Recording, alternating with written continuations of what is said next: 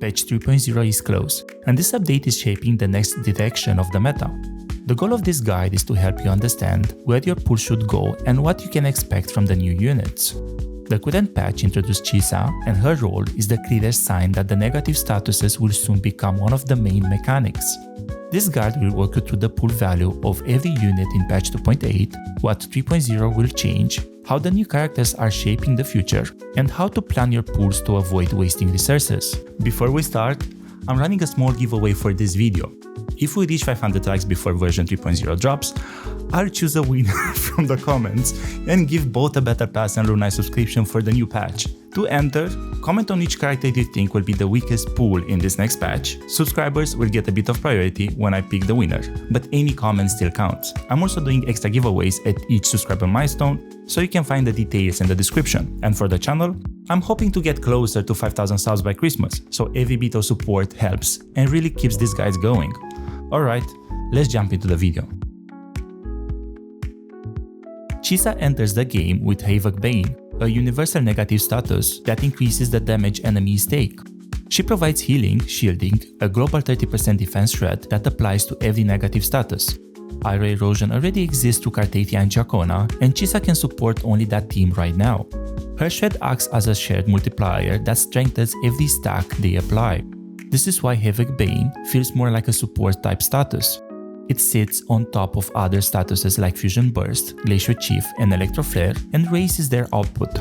Patch 2.7 introduced Q1 with Galbrena already available in the same update, so players did have access to one Echo Skill teammate right away. Patch 2.8 then expanded that archetype with Phrolova and Cantarella, which pushed his teams to their full potential. Chisa fits the same release structure. She arrives first, and her ideal partners will follow. At the moment, Cartatia and Chacona are the only characters built fully around Aero Erosion, so a rerun in patch 3.0 is very likely. Without them, new players cannot use Chisa in proper team setups. Her release also confirms that the next patches will focus on negative statuses, and we can expect new units built around Fusion Burst, Glacier Chief, and Electro Flare across version 3.0 and beyond. Chisa is a long-term investment because she is the first universal support for these future teams and sets the direction for what comes next. Phoebe works only inside Spectro Frazzle teams. She becomes mandatory if you want to build Zani, because Zani cannot apply Frazzle alone. Outside this team, Phoebe offers little value. Her playstyle feels rooted to the ground, her skills slow down your rotation, and her animation hold you in place. She also does very little damage if you try to build her as a sub-DPS. With the reveal of Lynae, Phoebe may gain some value in the future if Lynae ends up needing Spectro support. Lynae is confirmed to be a Spectro pistol user, and she may interact with Frazzle in ways that give Phoebe a second use. But for now, this is only a possibility. Her current kit is built almost entirely for Zani, and nothing in her design suggests strong long-term synergy with the new units. Because of this, Phoebe remains a risky investment. If you are not building Zani, she is still an easy skip. Even if she ends up working with Lynae, it's safer to wait for a rerun rather than spending resources now. Phrolova is the strongest pool in patch 2.8 and one of the safest long-term carries you can invest in. She deals very high damage both on field and off field through steady echo skill interactions, which gives her a constant presence during combat.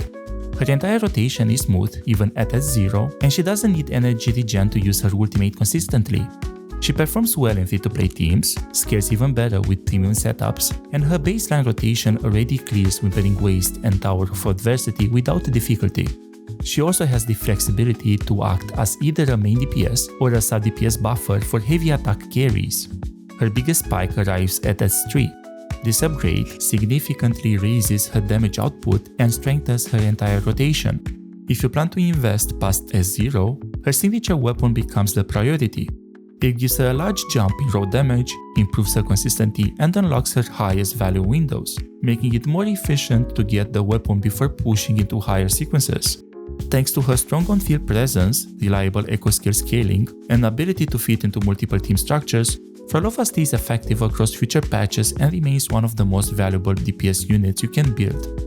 Cantarella is almost entirely tied to Phrolova. Her kit directly supports Phrolova's damage by adding extra echo skill cast and providing healing that keeps the team safe. Her auto skill also fits Phrolova's rotation naturally and boosts her damage flow without needing any complicated setups. She can also work in teams that benefit from extra skill or havoc damage, and she has several good weapon choices, including free-to-play options, which makes building her easier. However, she often needs a very high amount of energy regen. Depending on your build, you may need an energy regen main stat echo, which lowers her personal damage. Outside of Phrolova teams, she does not offer strong universal buffs. If you own Phrolova, Cantarella is a meaningful upgrade for that duo. If you do not, she adds very little to your account. Patch 3.0 has now shown its first two characters through official drip marketing, and the order of their teasers makes the structure very clear. Lynae was revealed first, followed by Mornye, so we can safely expect Lynae in Phase 1 of version 3.0 and Mornye in Phase 2. After them, the remaining teased units, Lucilla, Sigrika and Luuk, do not yet have released windows, so we will cover them in the same order Kuro revealed them. Lynae has one of the most expressive designs so far, and now that Kuro confirms she is a Spectro pistol user, her role is much clearer. There's a real chance she will interact with Spectro Frazzle, but nothing is confirmed yet. If she can apply Frazzle naturally through pistol fire, paint splashes or Spectro zones, she may become the first Spectro DPS who pairs clearly with Chisa, since Chisa boosts all negative statuses. Her combat style will likely focus on fast movement and momentum. She may fire paint-like shots, throw paint burst grenades, or leave marks on the ground that deal damage when enemies walk over them. The graffiti team also suggests colorful explosions and paint splashes spreading across the field, giving her a lively and energetic playstyle. These abilities could open up different combo routes depending on the team, similar to how Gablena's animation flow allows multiple playstyles. This would give her a flexible, expressive kit that aligns with her graffiti team identity. Her pistol also opens up interesting possibilities.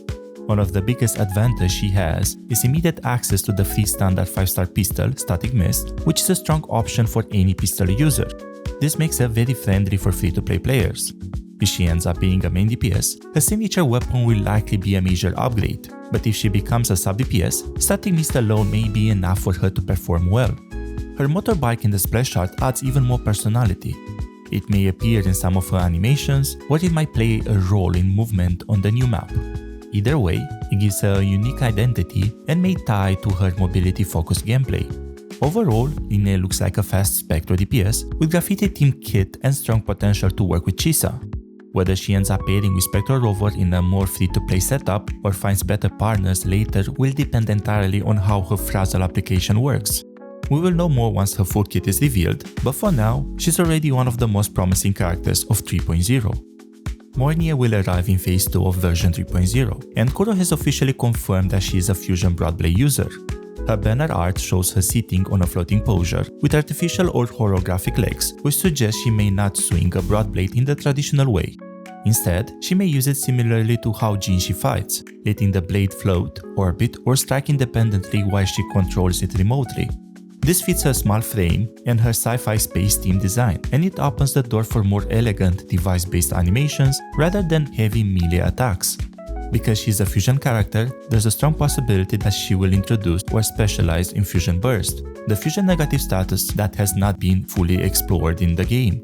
Even if she doesn't use Fusion Burst directly, her fusion focus kit will naturally pair well with Lupa, who provides some of the strongest fusion buffs in the game. Mornye could work as a main DPS next to Lupa, with Chisa acting as the buffer and healer. Her design also points towards tech or drone-based gameplay. The floating posture and her overall sci-fi aesthetic suggest she may deploy drones or devices that attack for her. Now that we know she's fusion, these devices could use explosive fire attacks, plasma beams, flamethrower style attacks, or directed lasers, all fitting Fusion's visual identity. She may generate damage zones, apply stacks over time, or fire off coordinated attacks from range. She could even function similarly to Phrolova, dealing damage both on field and off-field, with devices or drones continuing to fire while she swaps to other units. One downside is that Broadblade users don't currently have a strong free-to-play 5-star weapon. This means her signature weapon will likely be a major part of her power, especially if she ends up leaning into damage rather than being a sub-DPS. If she ends up being a hybrid support, something between utility and damage, she may still function decently without it, but her best performance will almost certainly rely on her signature. Whether she focuses on Fusion Burst, drone-based damage, or a hybrid of both, Mornye looks like a flexible fusion unit with natural synergy for both Chisa and Lupa, and she may become an important part of fusion teams moving into 3.0 and beyond. Coming right after Mornye, Lucilla shifts the tone completely. Where Mornye feels calm, distant, and sci-fi focused, Lucilla's teaser is full of personality. Her confident posture, playful wink, and expressive posing make her look like a character meant to stay on field and stay active. The film strip's shapes and frame markers in the background also tie directly into her camera-inspired theme, hinting that her attacks or animations may mimic snapshots, angle changes, or rapid cut style motions. Her bag may also play a role in these animations, similar to how Rocha uses her luggage as a part of a combat identity. At first glance, her color palette leans towards electro, but the recent patterns show that color alone are not reliable. Mornye looked entirely like a glacier unit, yet ended up being fusion. Lucilla may follow the same idea. Because the team revolves around cameras, lighting, reflections, and visual framing, Spectro becomes a strong possibility. Cameras depend on light to capture movement, and the visual elements in her teaser fit Spectro's identity extremely well. If Lucilla is Spectro, she could naturally fit with Lynae as another part of the upcoming Spectro ecosystem, potentially interacting with Frazzle or offering supportive utility to Spectro teams. Her bag might also be used in creative ways during combat, such as pulling out mirrors, unfolding panels, or revealing small gadgets from it to add visual effects to her attacks and reinforce her theme. Transitioning from Lucilla's expressive light theme style, Sigrika shifts the focus back toward a grounded, ritual-like aesthetic. Her entire design revolves around her puppet companion. You can see the puppet beside her, the symbol marked on her thigh, and the carved motif in the background. These elements strongly suggest that she is meant to be a summoner or a puppet master character. The different symbols also imply that her puppet may change behavior depending on which one she activates or on the state of her resonance liberation. If she ends up controlling more than one puppet, each could follow its own pattern or effect. Her warm orange-yellow colors and carved symbols in the background gives her a very earthy feel. Because there's no earth element in the game, fusion is the closest match. This makes it very likely that she will be a fusion character, possibly one built around Fusion Burst. She also fits naturally besides Mornye, since both are fusion characters coming in the future patches. Depending on how their kits turn out, Sigrika might support Mornye by building Fusion Burst stacks, or Mornye might support Sigrika instead. We'll only know which direction works best once we see their full kits. Because of a combat style is built around puppets, there's a good chance she will scale with echo skill damage. If both she and Mornye use puppet or drone-like style coordinated attacks, their hits may count as echo type damage. This would open the door for Chi-1 to boost both of them, creating a flexible fusion team where Sigrika, Mornye, and Chi-1 all benefit from the same echo-focused synergy.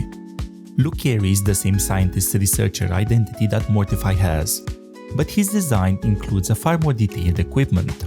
The tubes running along his sleeve, the vial he holds in his hand, the belt designed like a metal circuit with glowing energy lines running inside it, and the floating devices that appear to be connected to his back all points towards a character who uses stored energy directly in combat.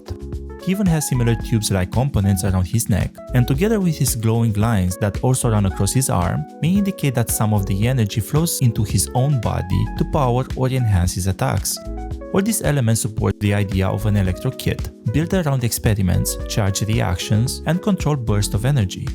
The purple and gold vials he carries look more like experimental chemicals than elemental hints. They suggest his kit may let him switch between different effects, similar to how Chakona changes the type of stacks she applies. His gameplay could involve throwing vials, causing reactions on impact, or creating small zones that spread different effects depending on which mixture he uses. He might also enhance or modify negative statuses as a part of his kit. For now, Luuk looks like a potential electro unit who will focus on using electro flare stacks. This will naturally pair him with Bullying, since she was already confirmed in patch 2.8 to be a support for electro flare teams. That means he could have a natural partner right from the start, especially because Bullying is a 4-star unit that everyone can obtain once she releases. Together, they could become the core of the first free-to-play Electro Flare team and create a solid foundation for future Electro team setups. Version 3.0 will introduce the first full wave of negative status teams, and Chisa will sit at the center of most of them.